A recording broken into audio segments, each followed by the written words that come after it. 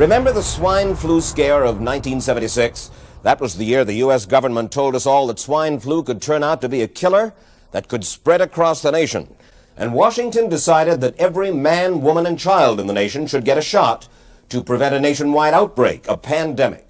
I don't need another flu shot. I had a flu shot last year. A swine flu epidemic may be coming. Swine flu? Man, I'm too fast to let it catch me.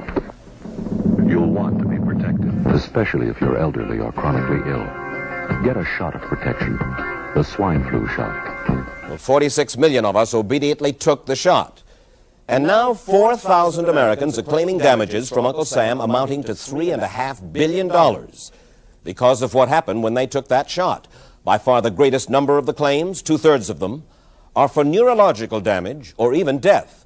This virus was the cause of a pandemic in 1918 and 1919 that resulted in over 500,000 deaths in the United States, as well as 20 million deaths around the world.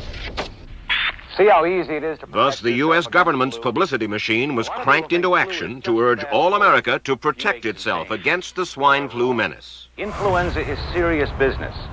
During major flu epidemics, millions of people are sick and thousands die. Well, this year you can get protection. The vaccines are safe, easy to take, and they can protect you against flu.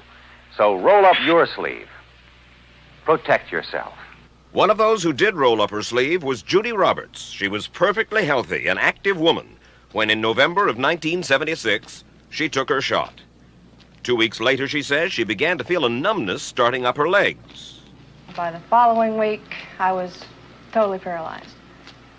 So completely paralyzed, in fact, that they had to operate on her to enable her to breathe. And for 6 months, Judy Roberts was a quadriplegic. The diagnosis? A neurological disorder called Guillain-Barré syndrome.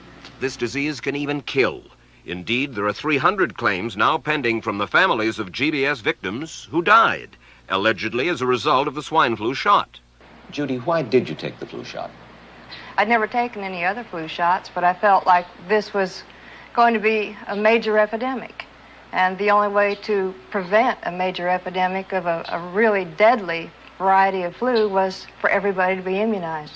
As part of informing Americans about the swine flu threat, Dr. Sensor's CDC also helped create the advertising to get the public to take the shot. There's only one thing I can think of that hits harder than us. What can that be?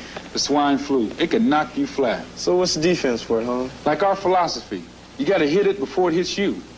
You mean the shot? Yeah. You got yours? You better believe it. If swine flu wants to challenge me, I'm ready. Oh, me too, brother. Me too. Get the swine flu shot. Time is running out. Let me read to you from one of your own agency's memos planning the campaign to urge Americans to take the shot. The swine flu vaccine has been taken by many important persons, he wrote. Example, President Ford, Henry Kissinger, Elton John, Muhammad Ali, Mary Tyler Moore, Rudolph Nureyev, Walter Cronkite, Ralph Nader, Edward Kennedy, etc., etc.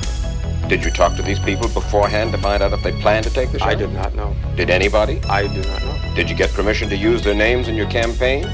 I do not know. Mary, did you take a swine flu shot? No, I did not. Did you give them permission to use your name saying that you had or were going to? Absolutely not. Never did. Did you ask your own doctor about taking the swine flu shot? Yes, and at the time he thought it might be a good idea. But I resisted it because I was leery of having the symptoms that sometimes go with that kind of inoculation. I'm mad with my government because they knew the facts, but they didn't release those facts because if they had released them, the people wouldn't have taken it. And they can come out tomorrow and tell me there's going to be an epidemic and they can drop off like flies next to me. I will not take another shot that my government tells me to take. Meantime, Judy Roberts and some 4,000 others like her are still waiting for their day in court. So roll up your sleeve. Protect yourself.